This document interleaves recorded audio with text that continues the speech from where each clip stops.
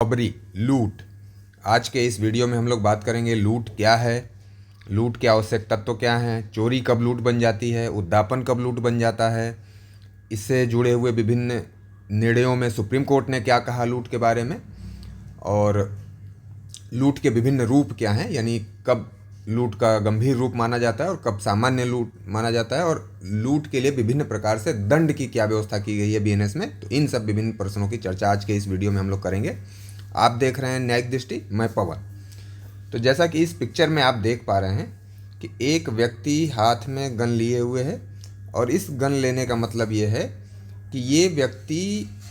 तत्काल इस महिला को या इस पीड़ित को हानि पहुंचाने की बात कर रहा है, और दूसरी तरफ उस महिला के या उस पीड़ित व्यक्ति के हाथ से छीन रहा है, सामान या संपत्ति को छीन रहा है, ले रहा है। अब इसके बाद दूसरे इस पिक्चर में अगर हम लोग देखने की कोशिश करें तो इस दूसरे पिक्चर में यहाँ पे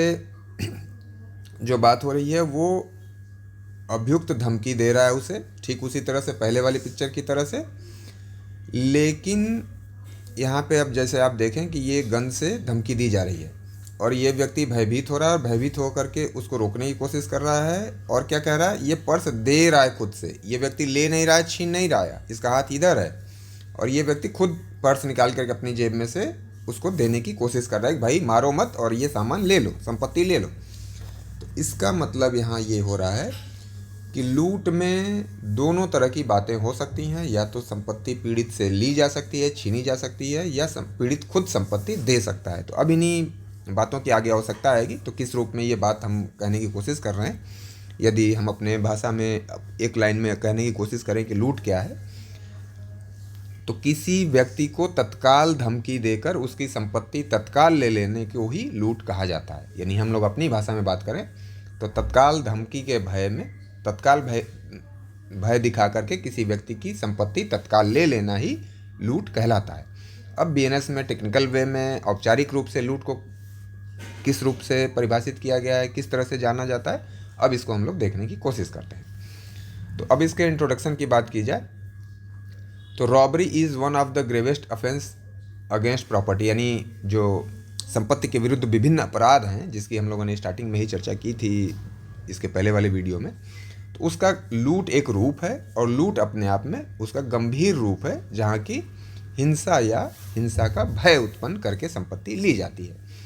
अब इसको डिफाइन कहाँ पे किया गया है, तो धारा 309 की उपधारा 1 से 3 तक, यानी बीएनएस की उपधारा 309 की उपधारा 1 से 3 तक अपने आप में ये एक यूनिक फीचर है कि परिभाषा को उपधारा 1 से 3 तक परिभाषित किया गया है। बाकी पूरे बीएनएस में आप देखेंगे तो इन जनरल उपधारा 1 में परिभाषा दी गई है, और उपधारा 2 से लेकर के ऑनवर्ड्स अलग अलग तरह के दंड की व्यवस्था की गई है। लेकिन लूट के मामले में एक अलग आपको रूप देखने को मिलेगा जहाँ की 3 उपधाराओं में परिभाषा दी गई है,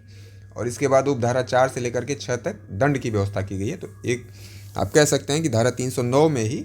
कुल 6 उपधाराएं हैं, और 3 में परिभाषा है और 3 में दंड की व्यवस्था की गई है। अब इसकी परिभाषा की अगर हम लोग बात करें तो धारा 309 की जो उपधारा 1 है, यानी पहली जो उपधारा है, यहाँ पे इसको परिभाषित करने की कोशिश की गई है। In all robbery there is either theft और एक्सटॉर्शन, यानी ये कहने की कोशिश हो रही है कि सभी लूट में या तो चोरी होती है या उद्दापन होता है। तो इसका मतलब कि चोरी और उद्दापन का ही गंभीर रूप लूट है। ये बात यहाँ से पता चल गई हम लोगों को। अब कब चोरी लूट बन जाती है, कब उद्दापन लूट बन जाता है, तो इसको देखने के लिए हम लोगों को आगे चलना पड़ेगा। और यहाँ पे कहा जा रहा है कि theft become robbery when in order to commit the theft, यानी चोरी लूट बन जाती है जब चोरी करते समय किसी की मृत्यु कारित कर दी जाए, उपहत्या कारित कर दी जाए, या सदोष अवरोध कारित कर दिया जाए, या इन्हीं का तत्काल भय उत्पन्न कर दिया जाए, तो चोरी कन्वर्ट हो जाती है लूट में। फिर दूसरी बात कि एक्सटॉर्शन कब लूट बन जाता है, कि जब एक्सटॉर्शन करने के लिए अभियुक्त तत्काल भय दिखा करके संपत्ति तत्काल ले लेता है और उस व्यक्ति की उपस्थिति में है और उसके निकट खड़ा होकर के ऐसा कर रहा है। अब इसी बात को हम कह सकते हैं कि robbery equal to theft plus violence, यानी थेफ्ट और वायलेंस जुड़ जाएगा तो वही चोरी लूट में कन्वर्ट हो जाएगी। इसी तरह से रॉबरी या लूट कब, एक्सटॉर्शन कब लूट बन जाता है, तो एक्सटॉर्शन में इंस्टेंट फियर, यानी तत्काल फियर का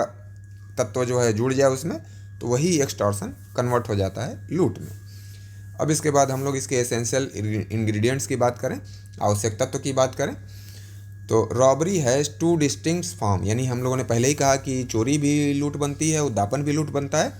इसका मतलब कि इसके दो रूप हैं, दो रूपों में लूट होती है। तो थेफ्ट कब रॉबरी के समान हो जाती है और एक्सटॉर्शन कब लूट के समान हो जाता है। तो अब दोनों की आवश्यकता तो अलग अलग बनेंगे, तो इनको हम लोग अलग अलग देखते हैं कि थेफ्ट अमाउंटिंग टू रॉबरी, यानी चोरी जब लूट बनती है तो उसके क्या इंग्रेडिएंट्स होंगे। तो for theft to become robbery the following ingredients must be present. Commission of theft, यानी चोरी की जाए, voluntary causing or attempting to cause, death, hurt, wrongful restraint, यानी कि चोरी कार्य करने के लिए मृत्यु, उपहति, सदोष अवरोध कारित किया जाए या इसका भय, यानी हम कह सकते हैं कि कारित करना, इसका भय, इन तीनों का किसी का भय या इसका प्रयत्न या भय, हम लोग इस तरह कह सकते हैं कि मृत्यु, उपहति, सदोष अवरोध कारित किया जाए, यानी कारित, प्रयत्न या इन्हीं तीनों का भय। अब चोरी करने में ये पिक्चर आ गई सीन में, तो यही चोरी कन्वर्ट हो जाएगी लूट में। तो दूसरा इंग्रेडिएंट्स हो गया इसका। और तीसरा, such act must be done, यानी ये जो कार्य किया गया, उपहति, मृत्यु या उसका भय, कब किस दशा में किया गया, चोरी करने के लिए, यानी कि मैं किसी व्यक्ति के घर में चोरी करने के लिए जा रहा हूँ, दरवाजे पे मुझे कोई मिलता है, मैंने उसके ऊपर गन लगा दिया, मैंने उसे धक्का दे दिया, उसको मार करके मैं घर में अंदर चला गया चोरी करने के लिए। वाइल कमिटिंग थेफ्ट, यानी चोरी करने के दौरान मैं चोरी का सामान इकट्ठा कर रहा हूँ, ले रहा हूँ चोरी का सामान, और कोई आ गया, मैंने उसे धक्का दिया, गोली मार दी, डंडे से मार दिया, तो यानी चोरी करने के लिए, यानी उस चोरी करने के लिए अभी मैं जा रहा हूँ, चोरी करने के दौरान, या चोरी का सामान लेकर के मैं भाग रहा हूँ। इन तीनों परिस्थितियों में यदि वही ऊपर वाली बातें, यानी कि मैंने मृत्यु कारित कर दी, उपहत कारित कर दी, सदोष अवरोध कारित कर दिया, या उन तीनों का प्रयत्न किया, या उन तीनों का भय कारित कर दिया, तो चोरी कन्वर्ट हो जाएगी लूट में। और एक मेन इंग्रेडिएंट्स उसका और है कि the violence of fear must have direct nexus with the theft, यानी जो हिंसा कारित की जा रही है, जो ऊपर की तीन बातें हम लोगों ने कहा कि मृत्यु, उपहति, सदोष अवरोध, वो और उस चोरी में डायरेक्ट संबंध हो। इसका मतलब कि चोरी कारित हो जाने के बाद हिंसा कारित की जाए, तब चोरी लूट में कन्वर्ट नहीं होगी, तब वो चोरी चोरी ही रह जाएगी। इसका मतलब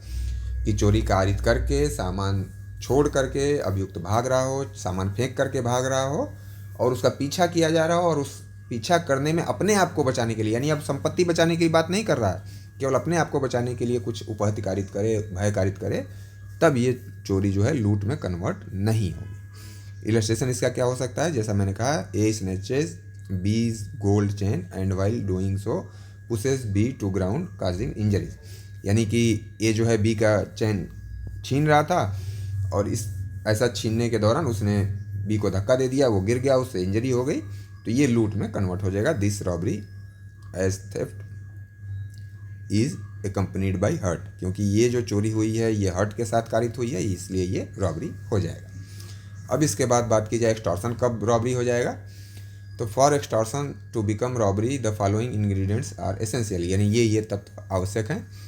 यानी उद्दापन किया जाए, उद्दापन करते समय अभियुक्त जो है पीड़ित की उपस्थिति में हो, उपस्थिति का मतलब उसके इतना नज़दीक हो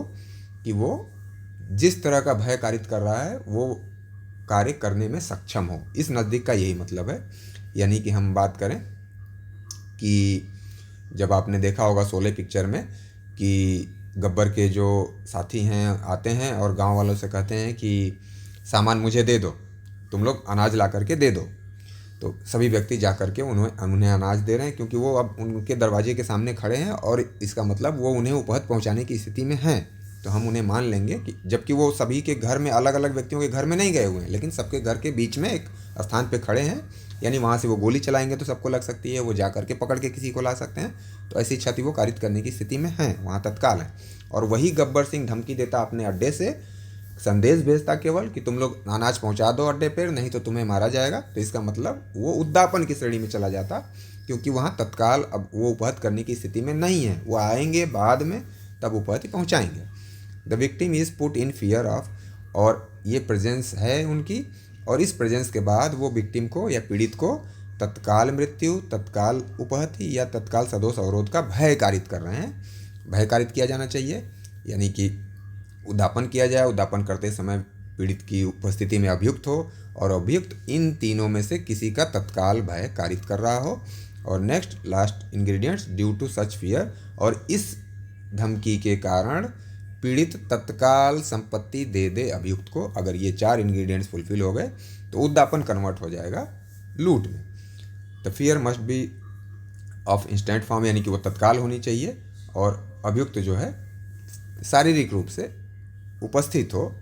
और प्रॉपर्टी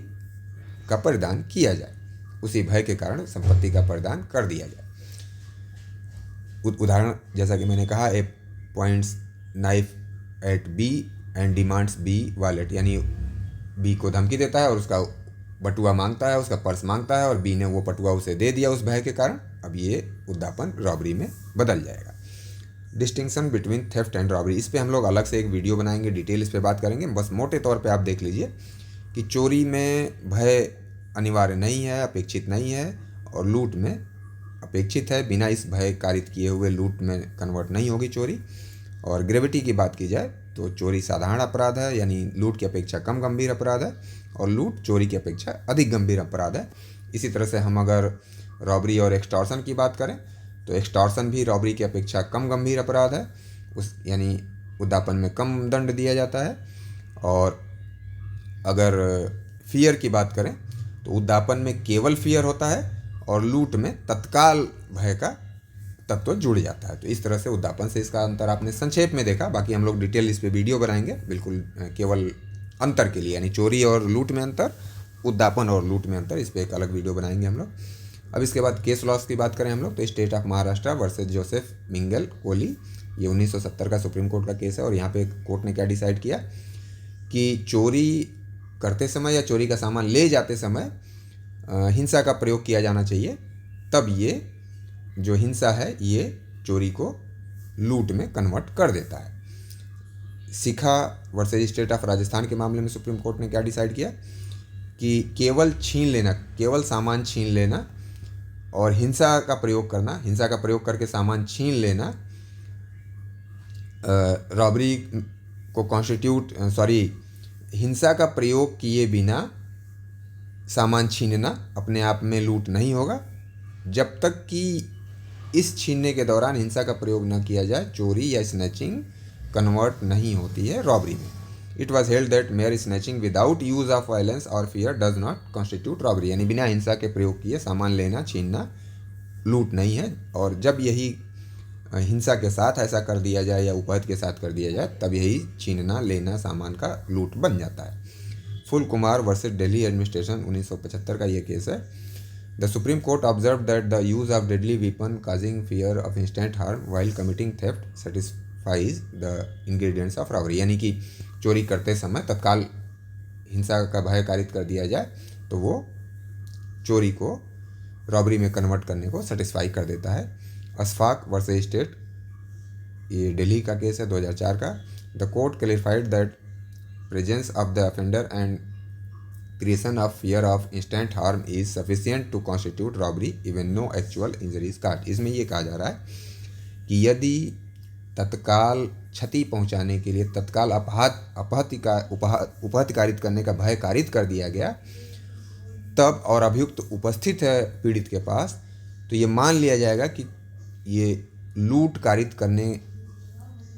का सभी तत्व पूरा हो गया और लूट का गठन हो जाएगा, लूट के अपराध का गठन हो जाएगा, भले ही वास्तव में हानि या क्षति कारित न की गई हो। यानी धमकी ही, ये कहने का मतलब है कि धमकी ही पर्याप्त है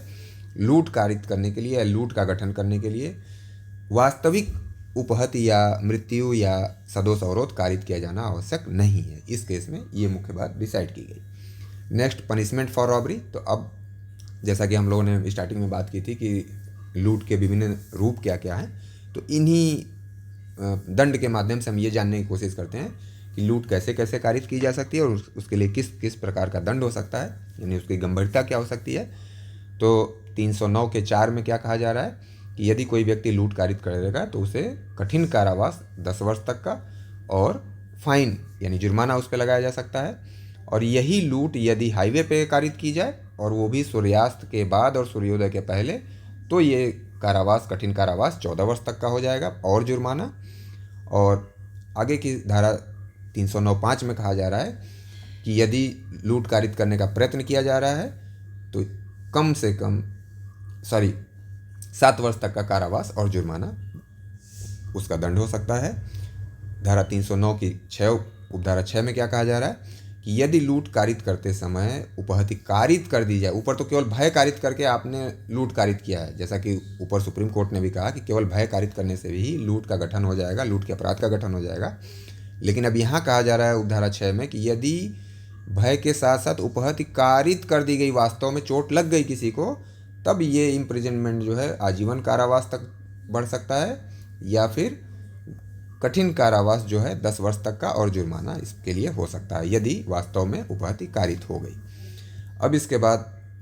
311 में क्या कहा जा रहा है कि ये कम से कम 7 वर्ष का कारावास होगा यदि घातक हथियार लेकर के लूट कारित की जाए, घोर उपहति कारित किया जाए या मृत्यु या घोर उपहत कारित करने का प्रयत्न किया जाए, तब जो कारावास दिया जाएगा वो 7 वर्ष से कम नहीं होगा। इसका मतलब अधिकतम कितना होगा, तो अधिकतम वाली जो ये आपकी कैटेगरी है ये कैटेगरी बनी रहेगी। और न्यूनतम, फिर ये एक तरह से न्यूनतम का मतलब होता है कि अब न्यायालय इससे कम दंड नहीं दे सकता, इसका मतलब कहीं ना कहीं दंड की गंभीरता बढ़ गई। और ऊपर जब आपने कहा कि 10 वर्ष तक का कारावास, 14 वर्ष तक का कारावास, तो न्यायालय के पास विवेकाधिकार है कि वो 1 दिन से लेकर के 10 वर्ष तक का, 1 दिन से लेकर के 14 वर्ष तक का कारावास दे सकता है। लेकिन जैसे ही अब यहाँ लिख दिया गया नॉट लेस देन 7 ईयर्स, तो इसका मतलब इस तरह के मामलों में 7 वर्ष से कम का कारावास किसी भी दशा में नहीं दिया जाएगा यदि घातक हथियार लिए हुए है अभियुक्त, घोर उपहत कारित करता है या घोर उपहत या मृत्यु कारित करने का प्रयत्न करता है। नेक्स्ट, अब यहाँ पे धारा 312 में दंड की क्या व्यवस्था की गई, यहाँ पे भी नॉट लेस देन 7 ईयर्स और फाइन की बात की जा रही है। क्या करने पे, यदि वो व्यक्ति घातक आयुध से सुसज्जित है, और कब सुसज्जित है, लूट का प्रयत्न करते समय या लूट कारित करते समय ऐसा वो कर रहा है, तो तब भी उसका पनिशमेंट जो है 7 वर्ष तक का हो जाएगा। अब अगर हम इसके कंक्लूजन की बात करें तो robbery is an aggravated offence combining elements of theft और एक्सटॉर्शन, यानी कहा जा रहा है कि हिंसा के साथ, तत्काल हिंसा या भय के साथ लूट या उद्दापन करना ही चोरी या उद्दापन करना ही लूट का गठन करता है, जो कि संपत्ति के विरुद्ध अपराधों का गंभीर रूप है। और the presence of force, fear और threat distinguish robbery from ordinary theft और एक्सटॉर्शन, यानी कि ये जो तत्व जुड़ रहे हैं इसमें बल, धमकी या भय, यही चोरी और उद्दापन को लूट से अलग करते हैं। और भारतीय न्याय संहिता treats robbery as a serious crime, जैसा कि ऊपर ही हम लोग कह चुके हैं कि ये अपने आप में गंभीर अपराध है इन दोनों की अपेक्षा, यानी उद्दापन या चोरी की अपेक्षा। Impact on personal safety and public order, यानी कि जो विधि व्यवस्था है, हमारी लोक व्यवस्था है, या किसी व्यक्ति की अपनी सुरक्षा या उसकी संपत्ति की सुरक्षा को भी ये प्रभावित करता है। Which is reflected in the severe punishment prescribed, यानी कठिन दंड से ही ये बात परिलक्षित होती है कि विधायिका इसे गंभीर अपराध मान रही है और इसी रूप में उसे दंडित करने का प्रयास किया जा रहा है। तो ये वीडियो अगर आपको पसंद आया हो तो आप चैनल को सब्सक्राइब कर लीजिए, ताकि इस तरह का वीडियो आपको आगे भी मिलता रहे। और आप शेयर करें, लाइक करें, और इस वीडियो के रिगार्डिंग आपका कोई सजेशन हो तो उसे भी आप दे सकते हैं। आगे किस तरह का वीडियो आपको चाहिए, इस तरह की भी आप अपनी रिक्वायरमेंट बता सकते हैं कमेंट बॉक्स में चैट करके। धन्यवाद।